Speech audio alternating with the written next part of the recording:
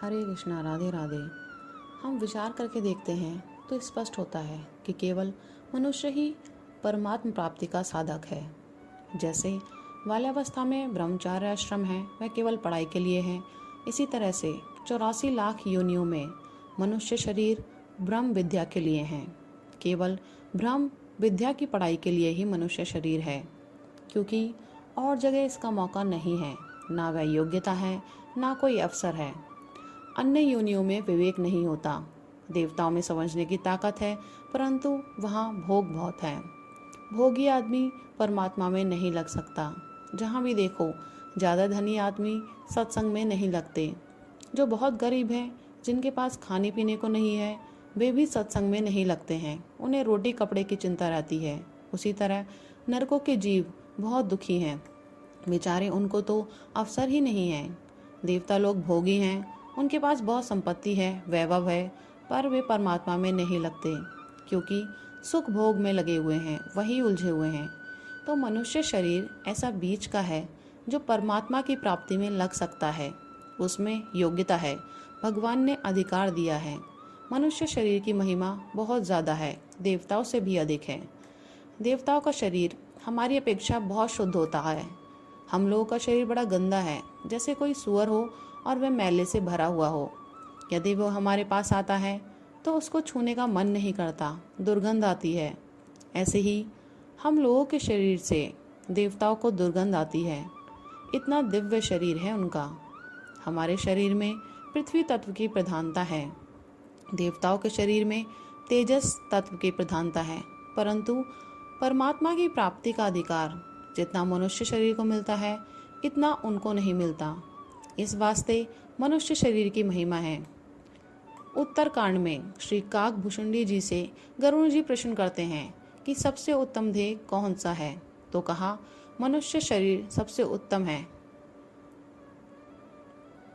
तो मनुष्य देह नरक, स्वर्ग और अपवर्ग, ये 3 देने वाली है। इसके सिवाय परमात्मा का ज्ञान इस शरीर में हो सकता है, संसार से वैराग्य हो सकता है और भगवान की श्रेष्ठ भक्ति इसमें हो सकती है। इस शरीर में ये 6 बात बताई हैं। मनुष्य शरीर एक बड़ा जंक्शन है। इस पर चाहे जिस तरफ आप जाओ, गाड़ी मिलती है। मनुष्य जिस तरफ जाना चाहे उसी तरफ जा सकता है। ऐसी मनुष्य शरीर की महिमा है। इस महिमा को कहते हुए पहले ही नाम लिया है, नरक, स्वर्ग, अपवर्ग। नरकों में जा सकते हैं।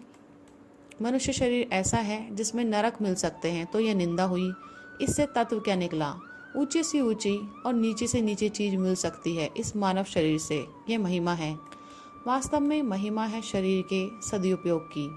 इसका उपयोग ठीक तरह से किया जाए तो भगवान की श्रेष्ठ भक्ति मिल जाए, मुक्ति मिल जाए, वैराग्य मिल जाए, सब कुछ मिल जाए। ऐसी कोई चीज़ नहीं है जो मनुष्य शरीर से ना मिल सके।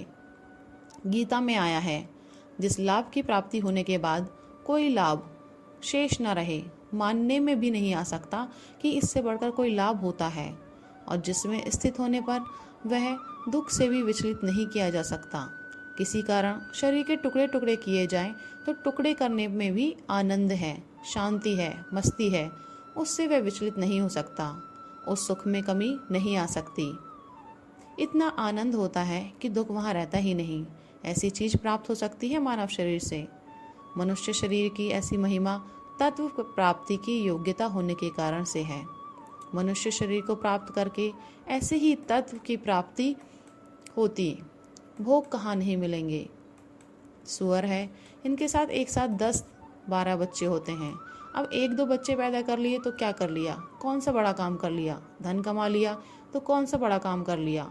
सांप के पास बहुत धन होता है, धन के ऊपर सांप रहते हैं, तो उसके पास भी धन है, धन कमाया तो कौन सी बड़ी बात हो गई? ऐश आराम में सुख देखते हैं और कहते हैं कि इसमें सुख भोग ले। बम्बई में मैंने बहुत कुत्ते देखे हैं, उन्हें बड़े आराम से रखा जाता है। बाहर जाएं तो मोटर और हवाई जहाज में जाएं। मनुष्य में भी बहुत कम को ऐसा आराम मिलता है जो कुत्ते को मिलता है।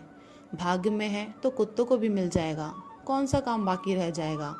जिस वास्ते मनुष्य शरीर नष्ट किया जाए। भोगों के भोगने में, संसार का सुख लेने में, धन कमाने में मनुष्य शरीर बर्बाद कर देता है। कितनी बड़ी भूल की बात है। झूठ, कपट, बेईमानी करके मनुष्य नरकों की तैयारी कर लेता है। ये महापतन की बात है। कितना ऊंचा शरीर मिला है मनुष्य को, उस शरीर में आकर ऐसा काम कर ले तो सावधान रहना चाहिए कि बड़े से बड़ा काम हमें करना है, बढ़िया से बढ़िया काम हमें करना है। यह काम दूसरी योनि में नहीं हो सकता। मनुष्य शरीर में किए हुए पापों का 84 लाख योनियों में भोग होता है। सत्य, त्रेता, द्वापर, कली, ये चारों युग बीत जाते हैं 84 लाख योनि भोगते भोगते और नरकों के कुंड भोगते भोगते। फिर भी मनुष्य शरीर में किया हुआ पाप बाकी पड़ा रहता है, संचित पाप पड़ा रहता है। बीच में भगवान कृपा करके मनुष्य शरीर देते हैं। बनने को तो सुअर बन जाओ, गधे बन जाओ, तो तैयार कौवा बन जाओ। वह चीज़ कौन सी बाकी रहेगी? इन चीज़ों के लिए आए हो क्या मनुष्य शरीर में? मनुष्य शरीर खराब करते हो। यह शरीर क्यों प्राप्त किया? भगवान ने कृपा कर शरीर दिया है, तो इस शरीर से होने वाले लाभ लो जो दूसरे शरीर में नहीं हो सकते। मनुष्य शरीर देवताओं को भी दुर्लभ है, ऐसा ग्रंथों में कहा है। ऐसा दुर्लभ शरीर जिसको प्राप्त करके केवल परमात्म तत्व की प्राप्ति करनी चाहिए। केवल परमात्म तत्व में ही सच्चे हृदय से लगना चाहिए। मौका है भाई, जैसे मनुष्य शरीर दुर्लभ है वैसे कलयुग भी दुर्लभ है।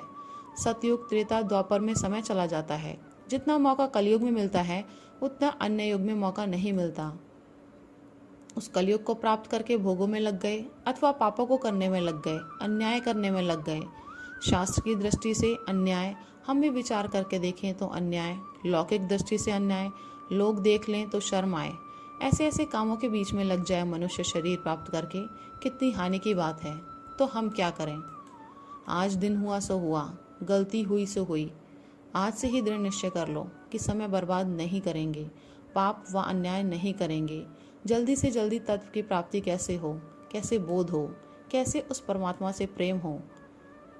भगवान ने विश्वास किया यदि वह आकर जीव भगवान की प्राप्ति नहीं करता है तो भगवान के साथ विश्वासघात करता है। यहाँ आकर के पाप, झूठ, कपट करता है, बड़ा भारी नुकसान है। निश्चय कर लो कि आज से ही पाप नहीं करेंगे, अन्याय नहीं करेंगे और भगवत तत्व की प्राप्ति करेंगे। जैसे व्यापारी व्यापार खोजता है, इस तरह से परमात्म तत्व की प्राप्ति के लिए खोज में लगना चाहिए। आपको कोई संत महात्मा मिल जाए, कोई भगवत प्राप्त पुरुष मिल जाए तो हर एक से पूछो भगवान कैसे मिले, भगवान के चरणों में प्रेम कैसे हो, जीवन मुक्ति कैसे हो। इस बात की लालसा जगाओ। सुख भोग और सग्रह की भावना, यह दो बाधाएं हैं जिससे मनुष्य भगवान की ओर नहीं चलता। संतों के दर्शन, भाषण व चिंतन से शांति मिलती है। हरे कृष्णा।